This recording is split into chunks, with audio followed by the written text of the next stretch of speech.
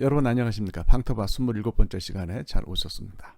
오늘은 마태복음 6장 19절부터 33절까지를 여러분과 함께 생각하도록 하겠습니다. 재물에 관한 이야기예요. 돈에 관한 이야기.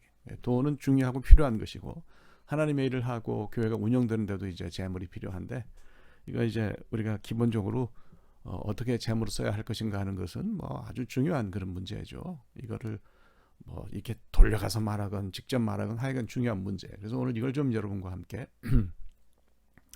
다뤄보려고 하고요. 본문에서 마태가 우리에게 이야기하는 것, 주님 말씀하신 건데 재물을 결국 어떻게 써야 되냐, 어떻게 써야 잘 쓰는 거냐, 이제 이런 얘기를 하는 거죠.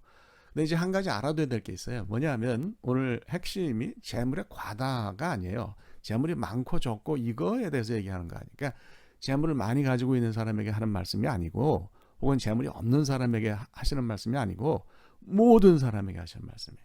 사실 생각해보면 재물이 뭐 많을 수도 있고 적을 수도 있지만 그게 없는 사람은 없잖아요. 그죠?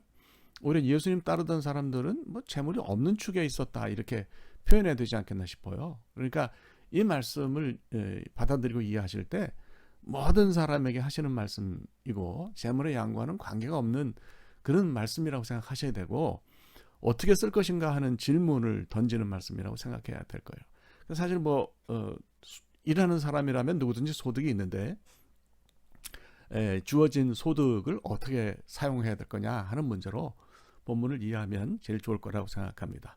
자, 질문을 던집니다. 재물을 어떻게 쓰면 좋겠습니까? 대답이 뭘까요? 잘 쓰면 된다는 거예요. 네. 어떻게 쓰는 것이 잘 쓰는 것입니까?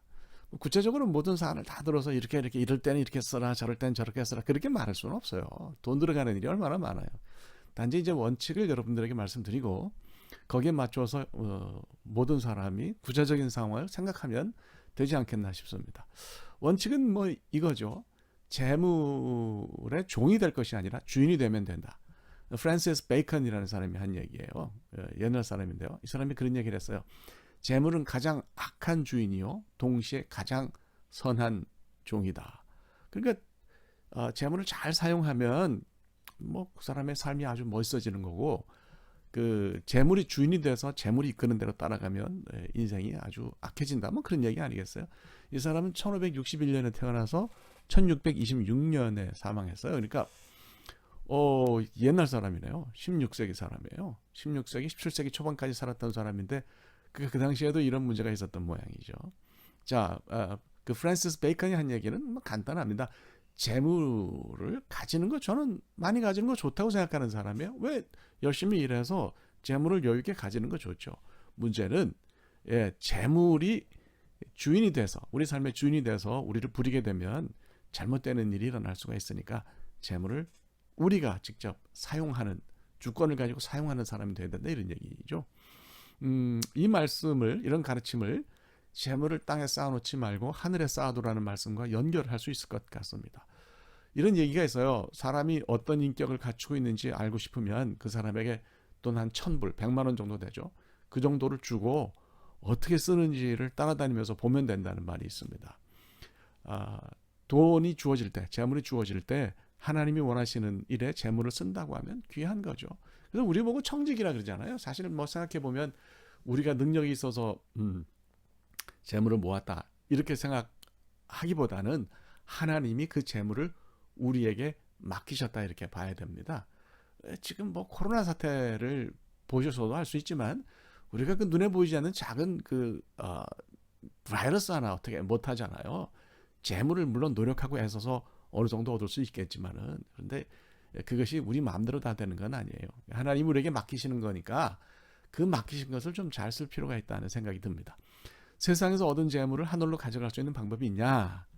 어떻게 그걸 하늘로 가져가요? 이 세상에서 죽으면 그걸로 끝인데 말이죠. 근데 이제 본문이 그러죠. 들고 갈 수는 없지만 미리 보낼 수는 있다. 그게 뭐냐? 하나님 뜻대로 재물을 사용하면 그것이 하늘로 슝 하고 날아가서 거기 쌓인다는 거예요. 이 말씀을 어떤 분들은 헌금하고만 관련해서 설교를 하시는데 그거는 아니라고 생각합니다. 사실 이제 헌금은 이제 11조인데요. 그 외에는 성경에 기록된 헌금이 없어요. 네, 그러니까 그 다른 항목으로 헌금을 드리는 건 교회들이 알아서 하는 거고 교회가 거기에 대해서는 얘기 안 하는 게 맞다고 저는 생각을 개인적으로는 합니다. 어쨌든 그렇다는 건데요. 헌금 11조에 대해서는 사실 하라 말라 하는 이야기도 할 필요가 없어요. 하나님이 우리에게 다 주셨다면 그 가운데 일부를 10분의 1을 그분에게 돌려드리는 건데 그건 뭐 하라 말라 할 필요 없이 너무 당연한 거 아니겠어요? 그러니까 이거는 누구든지 하는 거죠. 10불 벌면 1불 헌금하고 100불 벌면 그냥 10불 11조 하면 되는 거예요. 이스라엘에는 고대 정월이 1월달이 4번 있었어요. 그러니까 예전적으로 지키는 정월이 하나 있었고 나머지는 가축, 곡식, 과일 11조를 드리기 위한 그런 정월이어서 그러니까 우리보다 훨씬 더한 거고 1년 내내 그들에게 주어지는 소득이 하나님 은혜라고 생각해서 그 가운데 일부를 하나님께 드리는 삶을 살았다는 거죠. 교회가 사실 뭐 무조건 헌금하라고 강요하는 거는 참 딱합니다. 근데 그런 교회가 글쎄요 얼마나 될까요? 저는 신자라면 사실 11조를 드리는 거는 뭐 자연스럽다고 생각합니다. 솔직히 얘기해서 목회하는 사람 입장에서 볼 때 강요한다고 해서 교인들이 하는 것도 아니에요. 형편이 있으니까 형편대로 할 수밖에 없는 게 현실인데 원칙은 11조를 드리는 거죠. 그 뭐 고대 이스라엘 사람들도 그 나라를 운영하기 위해서 11조를 했듯이 우리도 지금 하나님 일과 교회를 위해서 교회를 운영하기 위해서 물질이 필요하고 이걸 우리가 감당하는 거죠. 루터가 그런 얘기를 했어요. 결국 주머니에서 물질을 꺼내서 하나님께 드리는 행동이 신앙의 척도일 수밖에 없다 그런 얘기를 했어요. 어떻게 들으면 무슨 그런 얘기가 있냐 나는 신앙이 좋은데 없어서 못 드리지. 그건 하나님이 아세요. 그러니까 그런 분들은 또 걱정 안 하셔도 될 거고요. 이 얘기는 무슨 얘기냐면 재물이 중요하다고 하는 얘기입니다. 정말 피 같은 돈 아니에요. 고생해서 번 돈이잖아요. 그러니까 이 중요한 돈을 하나님께 드릴 줄 알면 정말 하나님을 중요하게 생각하는 거다. 그런 얘기예요. 그렇게 받아들이시기를 바랍니다. 사실 뭐 돈 내라고 뭐라고 한다고 교회를 오해하고 그러는 모양인데 그래 생각할 건 아니에요. 뭐 그런다고 헌금 하는 건 아니거든요.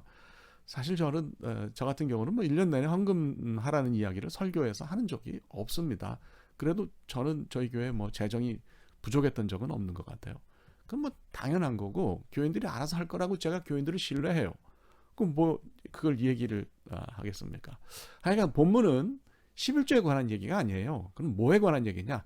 나머지 10분의 9에 관한 얘기. 11조는 하나님께 드리고 그다음 10분의 9를 어떻게 쓰느냐. 여기 방점이 찍혀 있는 거예요. 하나님이 그걸 더 중요하게 보신다는 거죠. 그러니까 뭐 글쎄요 모르겠어요. 나는 모든 물질을 주를 위해서 쓰니까 11조는 안 해도 된다. 이것도 바른 생각은 아닙니다. 11조는 성경에서 말하는 것이니까 그대로 드리고 나머지를 하나님 뜻대로 올바르게 건강하게 사용하는 것이 이것이 크리스천이 가지는 또 가져야 하는 그런 재정 운용인 것입니다. 이렇게 본문을 보면 재물을 하나님 뜻대로 잘 쓰는 사람이 눈이 밝은 사람이라고 그렇게 표현해요. 그러니까 이거 히브리적인 표현이죠. 눈이 밝은 사람은 관용하는 사람이고 어렵고 힘든 사람을 위해서 재물을 쓸 줄 아는 사람이고 굉장히 인색한 사람은 눈이 어둡다 이렇게 표현을 합니다. 눈이 밝은 사람의 특징은 염려와 걱정과 근심이 없는 거예요.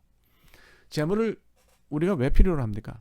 재물을 잘 사용해서 걱정과 근심을 없애려고 재물을 필요로 해요.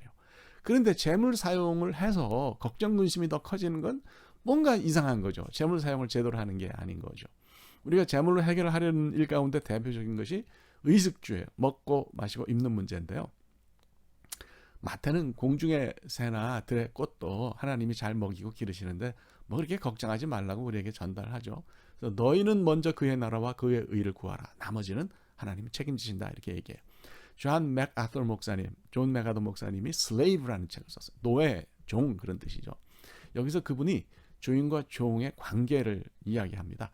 주인은 종의 의식주를 책임진다. 그죠? 주인이 종이 먹고 살 수 있도록 다 한다는 거예요. 그러니까 종은 그거 걱정할 필요가 없다는 거죠. 주인이 하라고 그에게 시킨 일만 하면 된다는 거예요. 이게 올바른 주인과 종의 관계라는 것입니다. 우리가 만일 하나님의 종이라고 생각하고 그렇게 산다면 그분이 시킨 일을 하면 되는 거죠. 그거 실천하는데 최선을 다하면 되는 거고 하나님은 주인이시니까 그분이 하셔야 될 일을 하시는 거예요. 그죠? 나머지는 알아서 하신다 그러잖아요. 에이, 그게 뭐 목사님은 그런 얘기를 합니까? 그게 정말이냐? 에이, 뭐 그런 얘기를 하냐? 그렇게 생각하지 마시고 한번 해보세요. 한번 해보시고 하나님 뜻대로 살면 하나님이 그런 사람에게 어떻게 복을 안 주시겠어요? 저는 뭐 너무 당연하다고 생각합니다.